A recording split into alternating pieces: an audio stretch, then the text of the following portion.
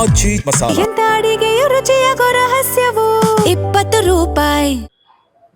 ರಾತ್ರಿ ಸುಮಾರು 8 ಗಂಟೆಗೆ ಸುಮಾರು ದೆಹಲಿಯಲ್ಲಿ ನಾನು ನನ್ನ ಮಿತ್ರರಾದಂತಹ ಅನಿಲ್ ಝಾ ದಿಲ್ಲಿ ಶಾಸಕರು ಕೂಡಿ ಒಬ್ಬರ ಸ್ವಾಮೀಜಿಯವರ ದರ್ಶನಕ್ಕೆ ಹೋಗ್ತಾ ಇದ್ದೀವಿ ನಾವು. ಅವಾಗ ಪಕ್ಕದ ರಸ್ತೆಯಲ್ಲಿರುವಂತಹ ಒಂದು ಡಿಸೈರ್ ಕಾರು, ರಸ್ತೆ ಡಿವೈಡರು ಮತ್ತು ಡಿವೈಡರ್ ಜೊತೆ ಗ್ರಿಲ್ಲನ್ನು ಹಾಕಿದ್ರಲ್ಲಿ, ಆ ಗ್ರಿಲ್ಲನ್ನು ಮುರಿದು ಈ ಸೈಡ್ ಎದುರಿನ ಸೈಡ್ ಬಂದು ನಮ್ಗೆ ಇನೋವಾ ಕಾರಿಗೆ ಡಿಕ್ಕಿ ಹೊಡೆದು. ಅದರಿಂದ ಕಾರದು ಪರಿಸ್ಥಿತಿ ನೋಡಿದ್ರೆ ಭಾಳಷ್ಟು ಗಂಭೀರ ಇದನ್ನಾಗಬೇಕಾಗಿತ್ತು. ಆದರೆ ನಮ್ಮ ಕಾಲಿಗೆ ಒಂದು ಸ್ವಲ್ಪ ಪೆಟ್ಟು ಹತ್ತಂಗೆ ಆಗಿ ಆಮೇಲೆ ಒಂದು ಸ್ವಲ್ಪ ಮುಸುಕದು.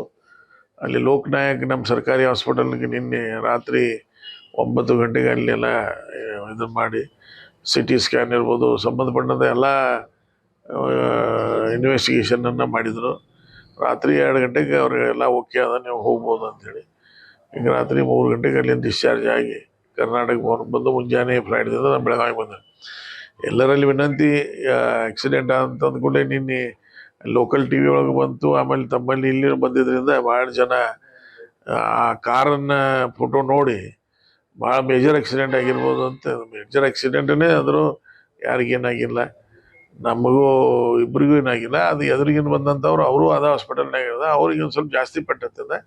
ಆದ್ರೆ ಅವರು ಔಟ್ ಆಫ್ ಡೇಂಜರ್ ಅದಾರ, ಅದೊಂದು ಸರಿ. ಇದು ಅವನು ಮೋಸ್ಟ್ಲಿ ಕುಡ್ದಿರ್ಬೇಕು. ಪೊಲೀಸರು ಹೇಳೋ ಪ್ರಕಾರ ಈ ಸ್ಥಳದಲ್ಲಿ ಈ ಥರ ರೋಡ್ ಕ್ರಾಸ್ ಆಗಿ ಬರುವಂಥ ಆಕ್ಸಿಡೆಂಟ್ ಆಗುವಂಥ ಸ್ಥಳನ ಅಲ್ಲ.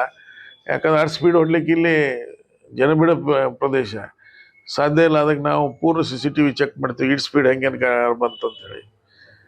ಅದು ಪವಾಡನ, ಅದು ರೋಡ್ ಕ್ರಾಸ್ ಆಗಿ ಈ ಕಡೆ ಬರೋದನ್ನು ಪವಾಡನ, ಆಕ್ಸಿಡೆಂಟ್ ಆಗಿ ನೋಡಿದ್ರು ನಮಗೇನೋ ಆಗದೇ ಇರೋದು ಅದು ಒಂದು ಪವಾಡನ.